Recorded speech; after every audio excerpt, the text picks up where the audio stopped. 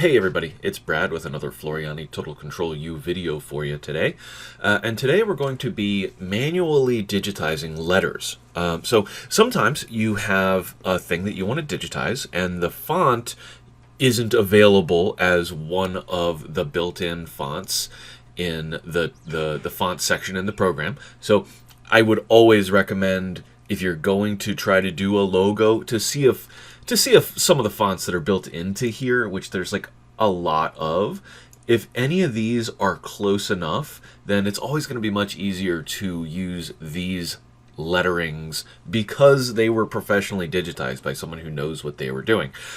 So I would always go through and see if there's something in here that will work. But if there's just not, if it's something that is stylized and it needs to be exactly that font or it's not going to look right, then really the only option is to manually digitize those letters if you want them to look good.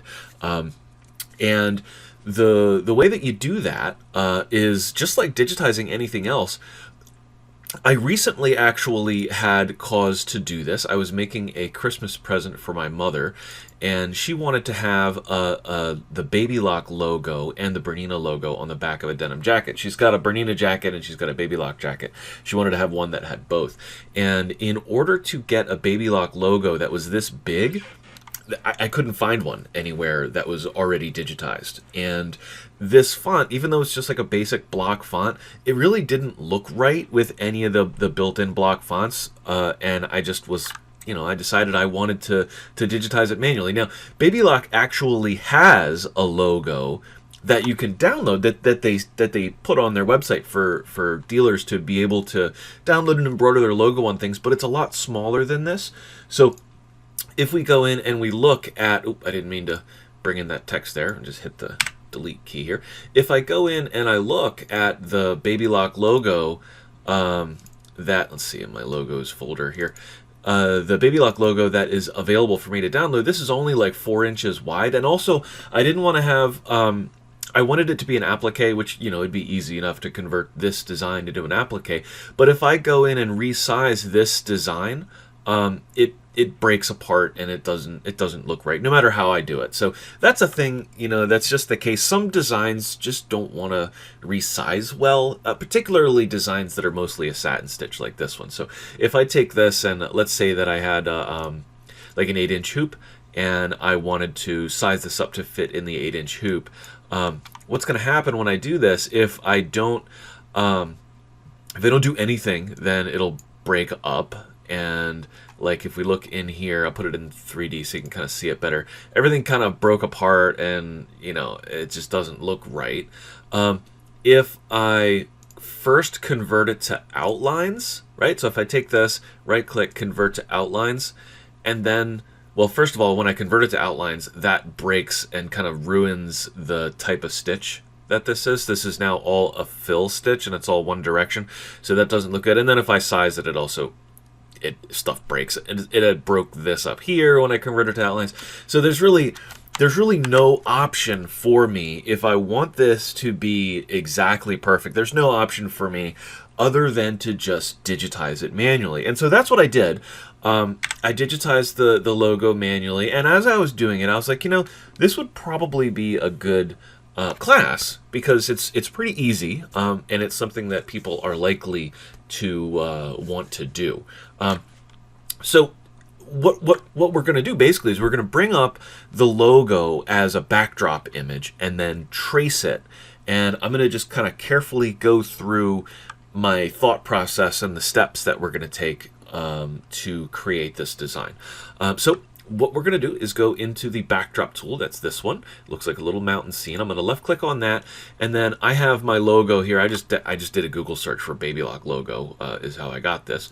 But it's going to be the same process for whatever your particular logo is. I'm going to hit open to bring this in, and so we can see that the picture that I downloaded is actually a little bit bigger than my 8-inch hoop that I have selected, which it could be fine.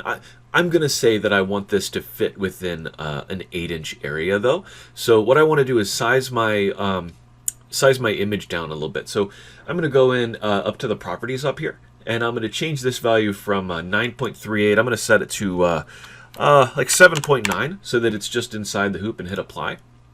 And then, of course, it's not centered in the hoop. I think if I turn the hoop off and back on, no, it still isn't centered.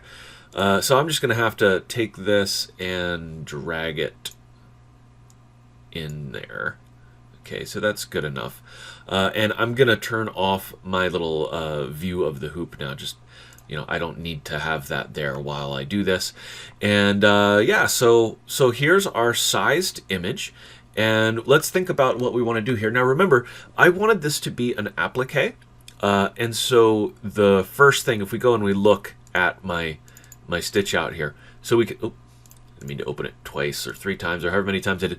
So what we have here is we've actually got it as an applique, and that means that the first thing that needs to go down here is going to be the applique itself. Now this program has a really handy tool for making appliques in kind of one step, and so we're going to use that. But before we can use the applique tool, we need a shape, and this is an oval. So if we go up into our shapes tool up here, and we hover over this one, it says ellipse. That's the one that we want. It looks like a circle. And to draw this oval shape, what I want to do is I want to imagine a line going straight from the center of this circle out to the left, and where it meets up with a line that's coming out of the center of the circle here. That's going to be about here. And then I'm going to left click and drag, and that'll get me pretty close to the right size. Then once I have my shape in, I can grab one of the little sizing nodes here and kind of drag it up or down or a little bit. I want it to be roughly centered within the outline that's there. Okay, and pretty close here.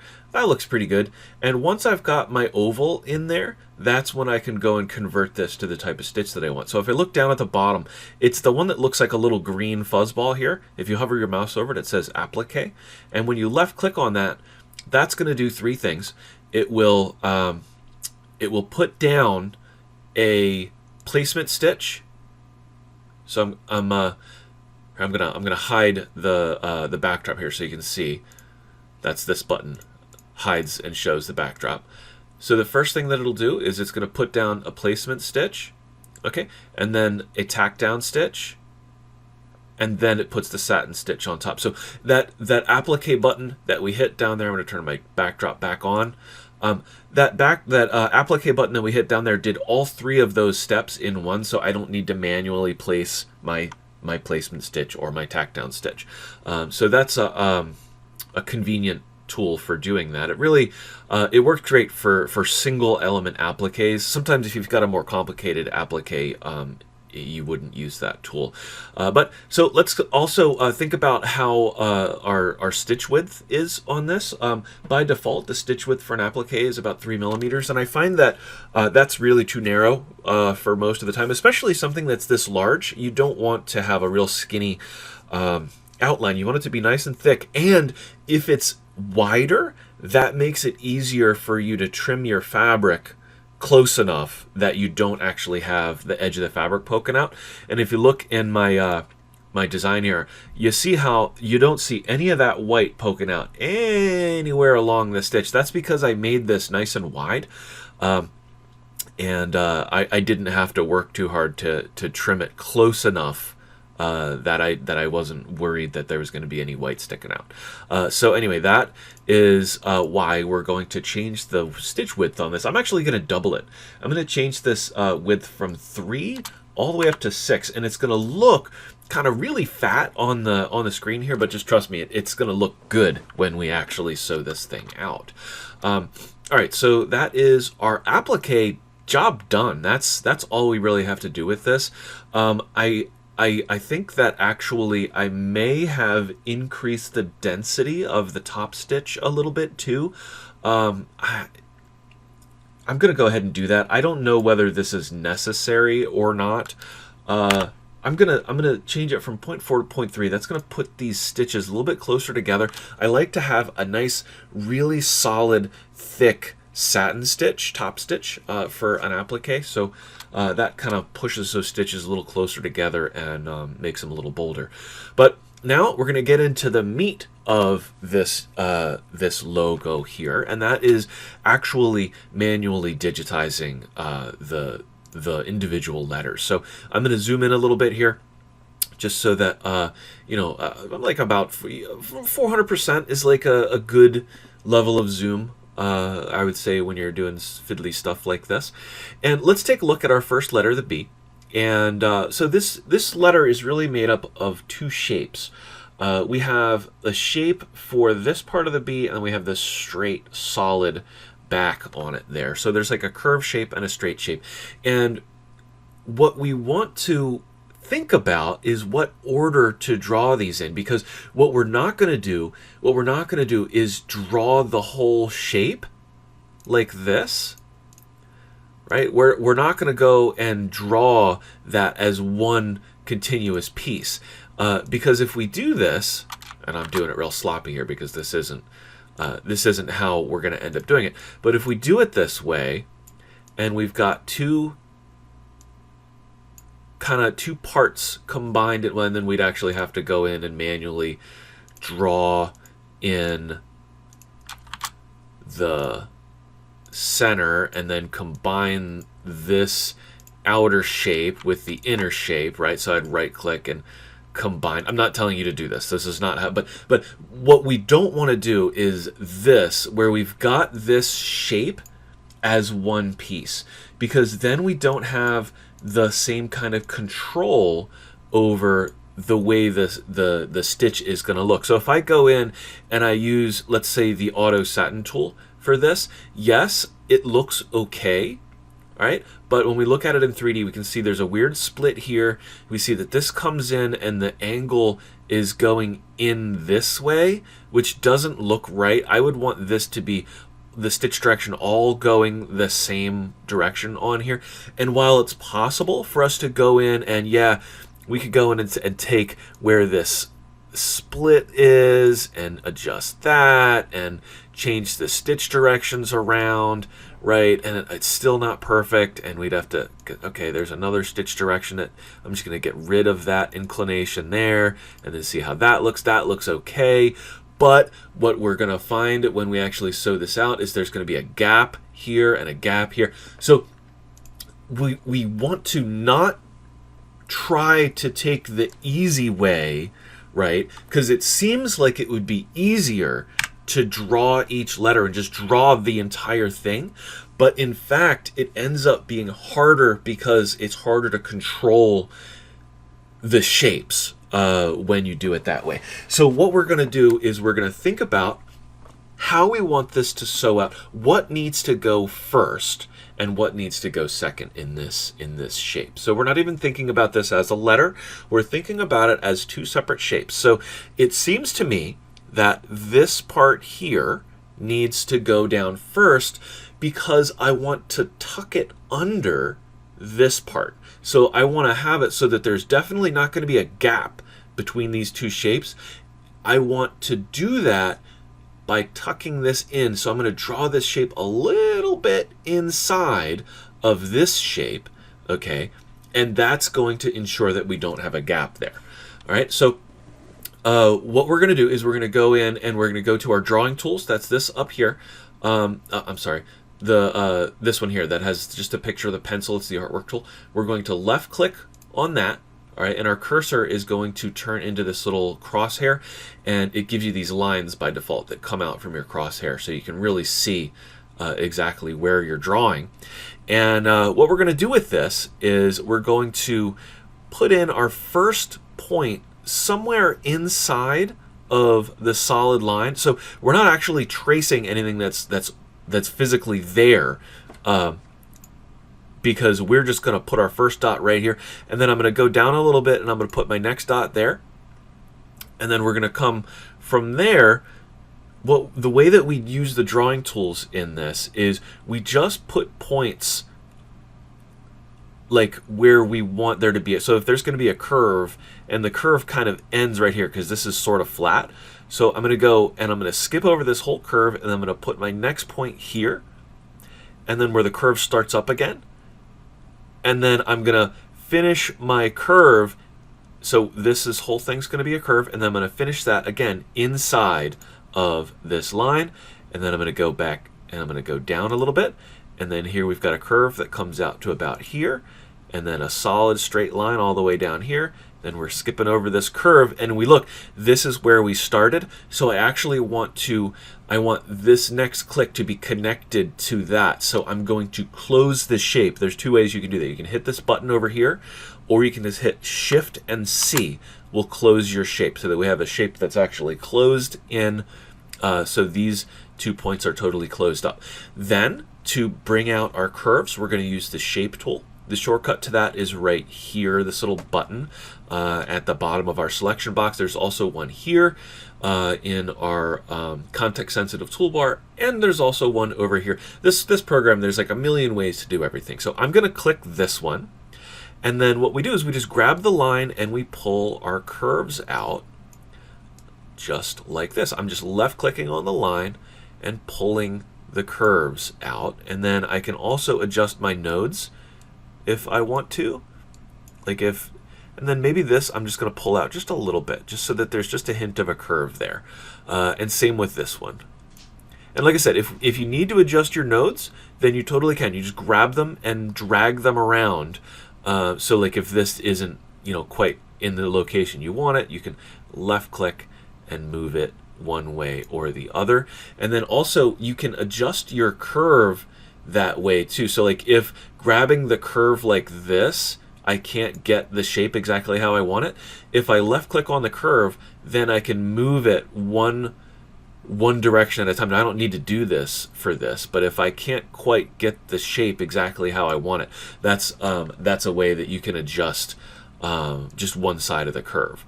But once you have your shape exactly the way that you want it, then we are going to just left click up here on the select tool is what we're going to do. We're just left click right on there, and that generates our shape, and we are able to now use the digitizing tools down at the bottom here to apply a stitch to it.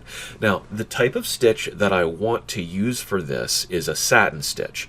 Okay, so what we're going to do is we're going to see how well using the cheater satin stitch tool is going to work.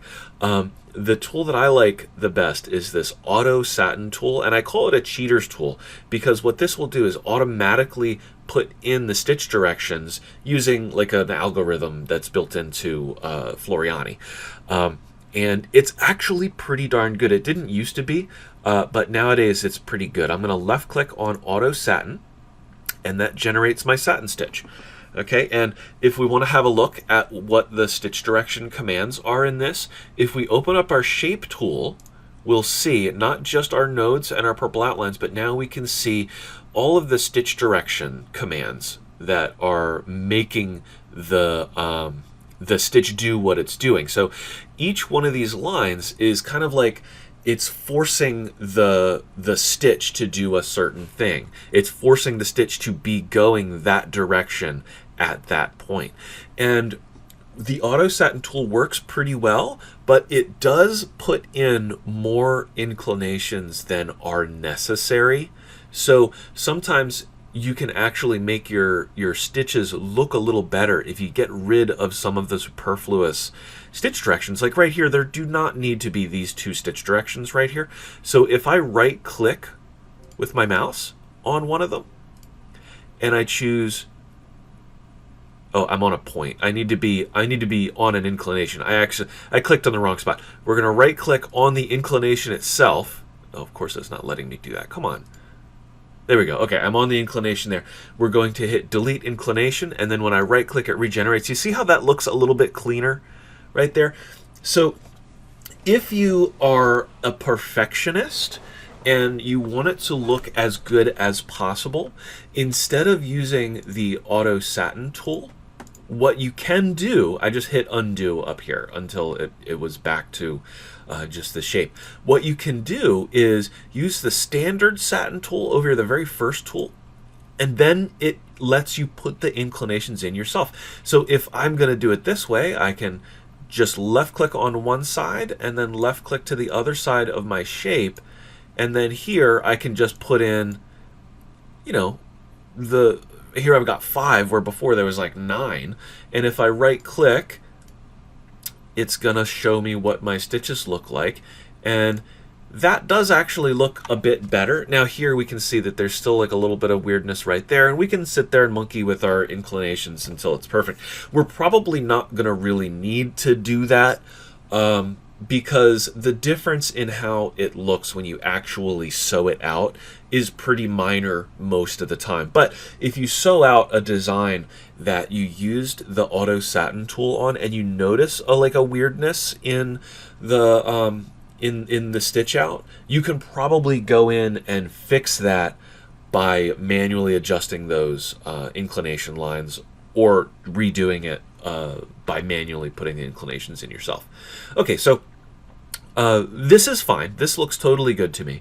And we're just going to move on to the next shape. And if we look, this next shape is a perfect rectangle. Okay, so while we could go in and use the artwork drawing tool to go in and try to draw our own perfect rectangle, chances are that if we do, it's not going to be perfect. You see how like that is like a diagonal line, it's not perfect, and down here the one on the bottom isn't perfect. That's because I'm human and I'm not able to just off the top of my head draw a perfect rectangle.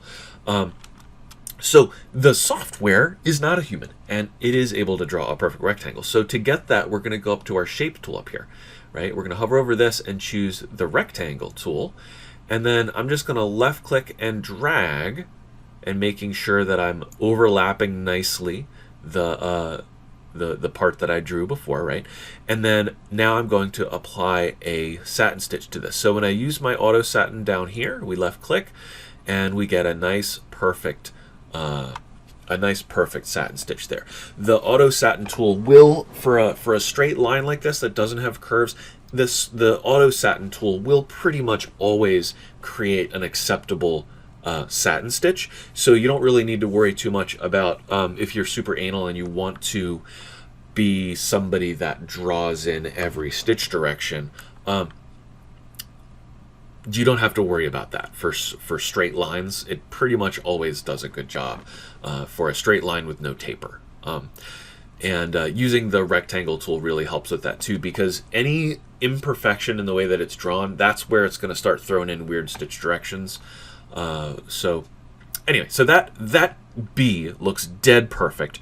We know that there's not going to be any gap because of how much overlap we have built into this. So that is going to sew out and look phenomenal. I am sure of it.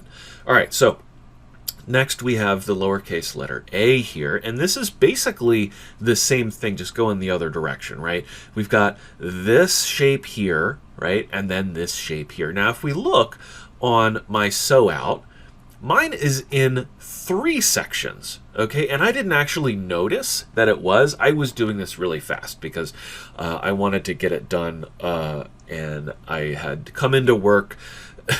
I had come into work on my day off, and I was just trying to get it done really quick. And I didn't notice that the auto satin actually split this into 2 pieces. So we are going to make sure that the one that we digitize now doesn't do that, because we're going to be very careful and methodical about the way that we do it. But first thing is we're going to draw this shape just exactly the same way that we drew this shape.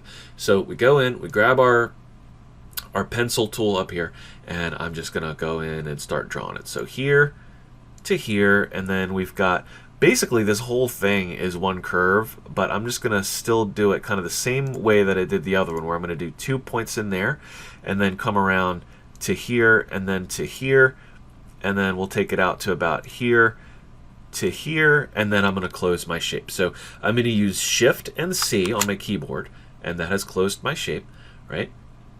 And for whatever reason, it has decided to make this a different color. I'm going to go down to my color palette down here and just make that the same color.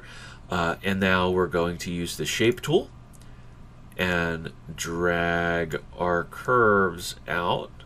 And I can already see that this point is going to need to move. And I'm going to need to adjust this node separately to get that curve right. This is like twisted a little bit here. So that's what I'm talking about, where you can go in and adjust just one side of the curve to make it perfect if you need to.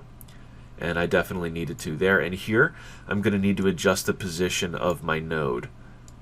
Okay, so there, and then this is, again, this has kind of got like a bump out to it, so I'm going to adjust this. And maybe what I'll do is actually get rid of this point altogether, which you could, there's a couple ways you can do that, but if you left click on it, you can just hit the delete key on your keyboard, and you see how this is now one curve, like that. So,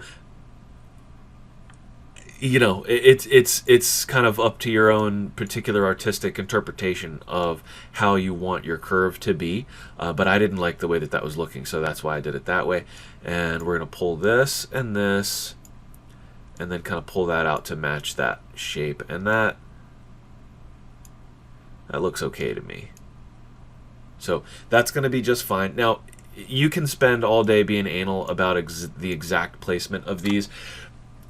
You probably don't need to be as anal as I was being about getting that to match the shape 100% perfectly, but you know, you can spend as much time as you want getting this dead perfect. Sometimes it makes a difference, sometimes it doesn't. All right, so here we go. Let's see what the auto satin does with this. And yeah, it looks all right. It looks all right. See how many inclinations we got on there. There's definitely too many.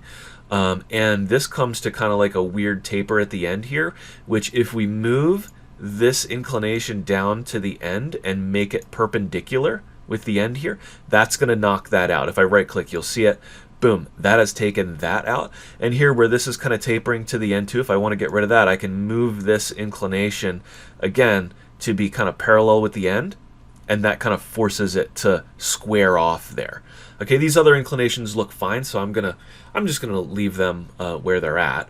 And now we need to draw in our other shape. Okay, so we're gonna use the pencil tool again, and I'm just gonna kind of trace this guy. Now this has a curve going to about here, and then down here, and here, and then a curve to about here, or a straight line rather to about here, and then this is a curve, and we're going to close our shape. Shift C, okay, use the shape tool, and I'm going to pull my curves out like that, and that's pretty much all that needs to be done. And let's see what the auto satin tool does with this. So it didn't split it like it did with the one that I did for Mom's jacket. We do have kind of some weirdness going on at the curve here though, so let's take a look at the inclinations. And yeah, I mean, there's too many inclinations here. Let's see what happens if we get rid of this one. I'm gonna right click on it and choose delete inclination and see if that, yeah, maybe if we let it figure out the curve on its own. No, yeah, move my start point a little bit there. I mean, it looks fine. Honestly, it really does look fine. I'm just being yeah, I mean, that's fine. That is totally fine. And so once we are done, we're going to take all of these and we're going to make them more dense. So these gaps that we're seeing in there, they're not going to actually be there. And yeah, I think that this letter A is going to sew out and look beautiful, actually. So that's pretty nice. And then if we look, the next letter is a B, and we already have an entire B done. And it's the exact same thing. There's no reason for us to draw this over again. And in fact, we definitely should not draw it over again. Because if we did, what would happen is the shape that we draw might be slightly different, and then it doesn't look uniform. So what we're going to do is we're going to select this entire B. I'm just going to hold down my left mouse button and drag a box around it. And then I'm going to copy this. I'm going to right... Well, actually, there's a few different ways we could do this. If we copy and paste it, then it pastes it right in the same spot. And sometimes it's kind of hard to see, which one is which. So what I'm actually going to do is I'm going to hit this button in the bottom left-hand part of my selection box. That's going to copy it and shift it off a little bit so that I can kind of see which one I'm moving. And then I'm going to take this and I'm just going to line it up with the next, B. And there it goes. And this is already next in our sequence. So it's not going to like do this and then this and then this. It puts it as the next part in our sequence, and it remembers the order that we did this. So that is just takes out a whole letter. We don't need to do that letter.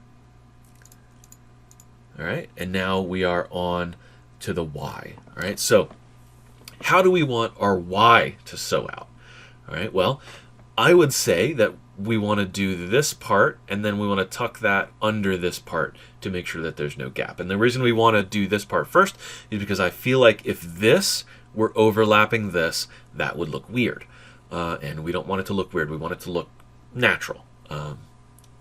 So basically, we're just going to draw this. We're going to draw this shape, and we're going to, once again, build in the overlap there. So I'm just going to go 1, 2. There's no curves here, so we're going to go straight down into here and to here, and then I'm going to close my shape with Shift and C. Use my my shape tool here, and maybe, looking at this, I might want to move this node a little bit, but I think that that's a reasonable way for that to look. And let's see what our auto satin does with it. Okay, so that looks okay. It comes down and it tapers it down here, but I don't think that that's really a problem. Now, if I don't want it tapered on these corners, though, what I can do is use the shape tool and then look at it and say, okay, I want the stitch direction to stay completely uniform throughout this. Actually, it more or less is, but maybe I want it to be perpendicular, parallel, to this. Let's see what happens when I do this. Does that get rid of this little taper? Yeah, it does. And then same thing, if I come down here and I keep this perfectly parallel,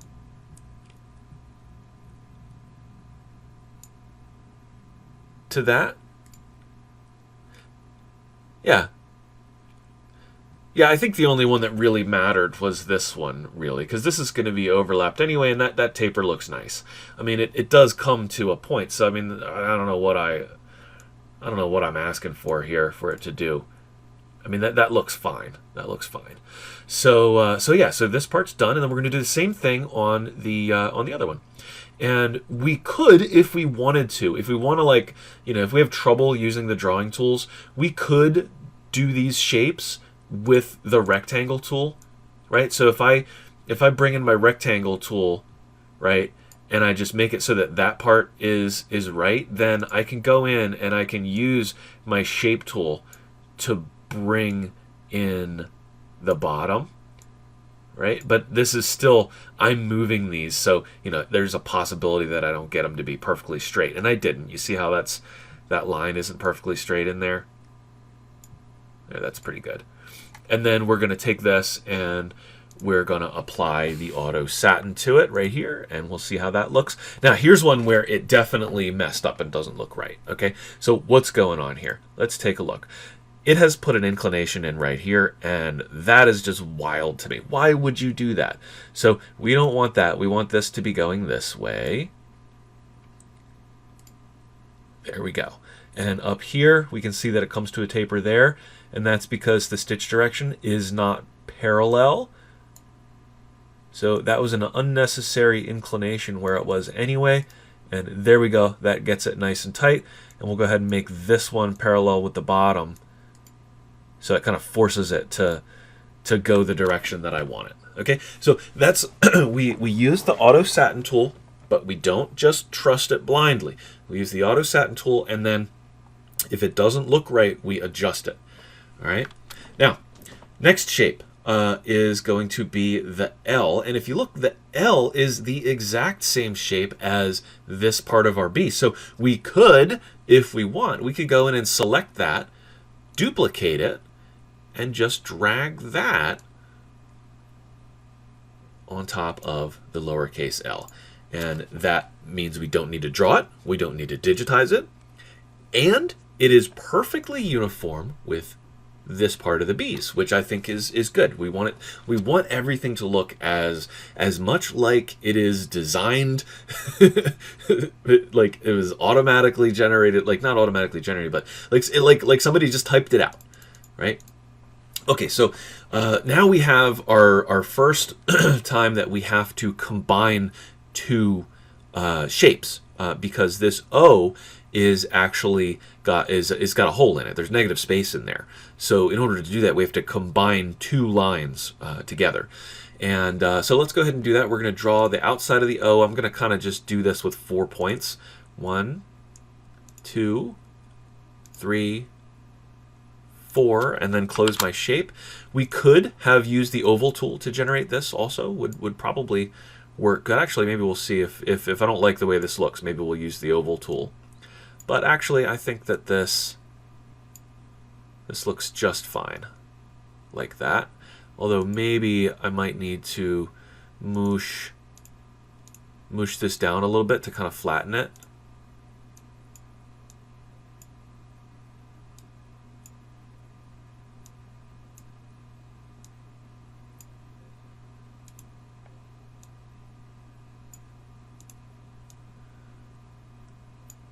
Yeah, you know, I don't really like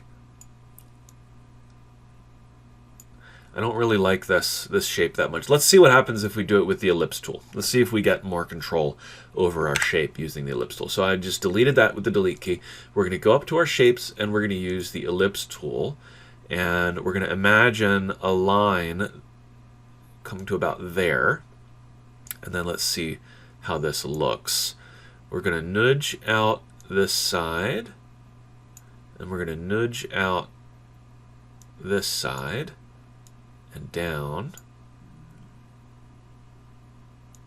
Just trying to get it to match my shape as much as possible. You know, I think that looks just fine, actually. So we're going to go in and do the same thing. We're going to make an oval for the inside. Okay, and so my imaginary lines meet about here.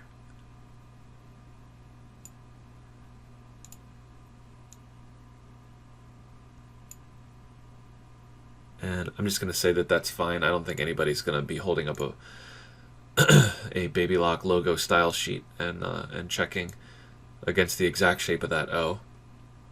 So I think this is going to look fine. But I can't go in and apply the auto satin yet because it makes this weird mess like this. These two shapes need to be combined before I can have them fill in around that like center ring. And the way you do that is you select both shapes, and then you can right click anywhere with both of these selected, and you're going to go and choose combine. You can also hit Alt and C, as it shows you here. I, for some reason, never use the keyboard shortcut for this. I always right click. But you can do it however you want. Once you combine these, then they are one shape now with negative space in the middle, and I can use my auto satin on it, and there it goes. Usually, with a perfect circle, your auto satin does an okay job. Again, it puts more inclinations in than are necessary. I could go in here and delete some of these. Let's see. Yeah, that kind of makes that look a little nicer. Really, for a circle, for an O shape, all you actually need, if you're going to draw the inclinations in yourself, all you actually need on this type of shape is 4. You do north, south, east, and west, and that is all that is required. And you want these to be perpendicular to the shape itself. So I'm going to actually see if I can't get that to be perfectly straight. There we go. We're going to right click and right click again, and there is my perfect satin stitch. Okay. All right, next we've got the C and then the K. We're almost done. So let's see if we're going to go ahead and do the C. We're going to use our artwork tool, and I'm going to just start drawing here. 1, 2. We're going to go ahead and make this whole curve using the pulling out the curve. So we're going to go straight down to here and here, and then this is all one big curve here too. But just to make it a little easier on myself, I'm going to put one here and then close the shape. pull this out here. And then one trick is once you've pulled out your curves, here's one where we definitely have to fatten it up using these. You see how I'm able to kind of stretch this shape in a way that I can't do just by grabbing it from the middle, but I still get a perfect curve out of it. So that's a really handy way to adjust those. But anyway, once I have this pulled out a bit, if I want to have a perfect curve out here, I can go in and delete this point now. It was just there for me to be able to kind of get the curve started. I can delete this point and then pull this out. And then just like I did for the inner curve, I can use these handles. And to get the handles, you just click on the curve. So I'm clicking on the curve, the handles come out. Okay, and then I'm able to get my perfect curve with no extraneous points in there. So this shape is now made out of only 4 points, as if it was like a square, right? And we've tweaked the curves such that we get this perfect shape, right? Because this is basically just like a rectangle that somebody bent over, right?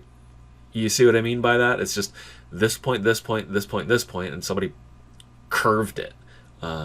So anyway, this is going to do the auto setting pretty good, I bet. Okay, I was wrong. It tapered it in a way that I don't really like down here, but that's easy enough to fix. We're going to take this and we're going to make it parallel to the end point there, and we're going to do the same thing. Whoops. So what I've just done here is I accidentally grabbed my curve instead of the inclination, and then that's going to bust up this whole thing when I let go. Okay, so whoa, that is really messed up. But remember, we have unlimited undos in this program, so we can undo that. Just keep hitting undo until it goes back. And then I'm going to grab my point and make it perpendicular to the end of my curve there so that it doesn't taper. And that looks pretty good. Way too many inclinations again. And it'll usually do that. But yeah, it's okay. This one looks pretty good. So we're going to go ahead and move on now to the K. Now, this K is deceptively complicated. How many pieces do you think this is? Well, if you said 3, you're right, because I would do this and tuck it under this, and then this and tuck it under this, so that this part is overlapped by this part, which is overlapped by this part. Okay? And the reason we're doing that is just to make it look natural and not have any gaps at the same time. So let's get drawing. We're going to use our artwork tool, and we're just going to start drawing from here to here to here. Remember, this is going to overlap to here, and then close my shape. We're going to apply a satin stitch to it, and we can play with our inclinations if we want, or if we're fine with the way that looks, we can leave it. I could say I want this to look uniform with all the others. I make that parallel with that, and I make this parallel with this, and I right click, and that's fine, right? And if you don't like the way that looks, you can sit there and play with it, but you get the idea. So we can go in and, oops, I used the wrong button, the pencil tool, and we're going to draw this guy in next, making sure that it overlaps the way that it needs to.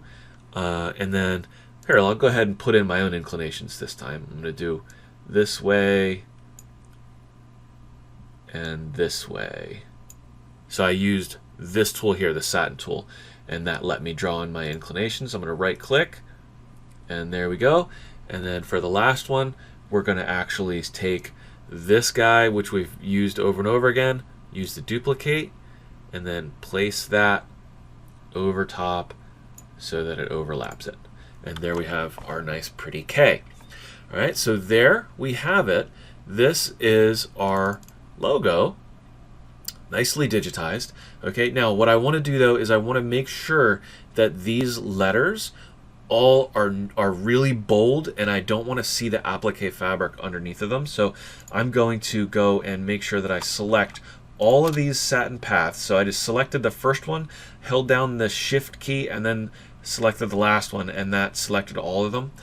We could also click and drag a box around them would work. I think if I just do this, it does the same thing. And what I want to do is I want to set my density. The default density on a satin stitch is pretty low.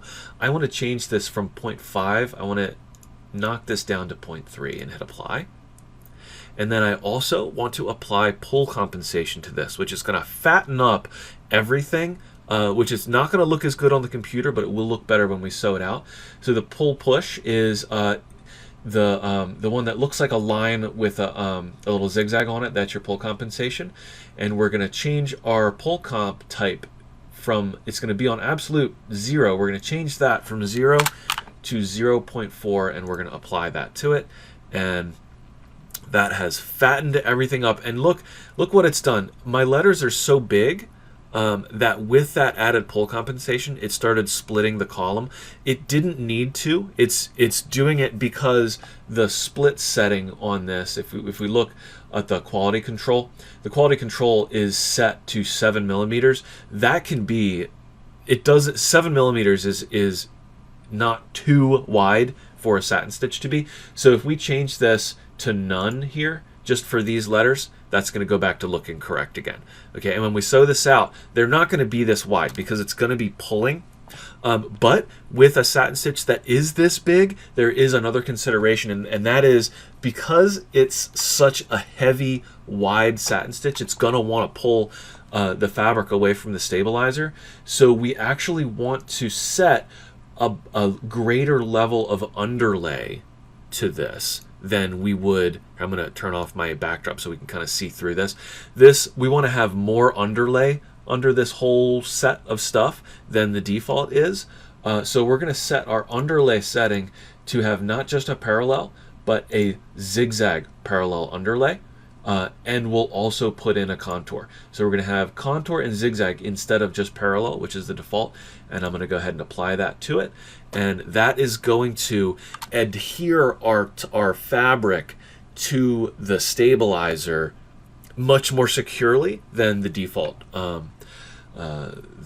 underlay would have. And that's going to help keep our fabric from puckering and buckling.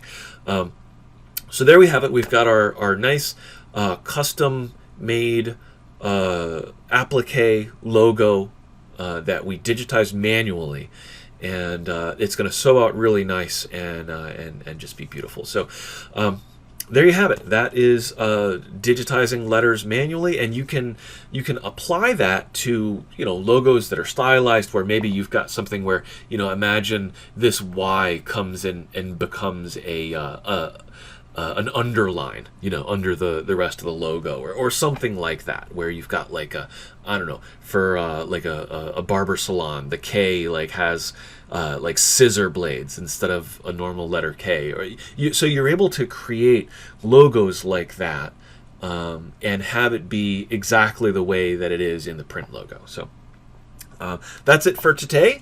That is our lesson on doing this. I hope you enjoyed it. I hope you learned something, and I will see you in the next video. Thanks for watching.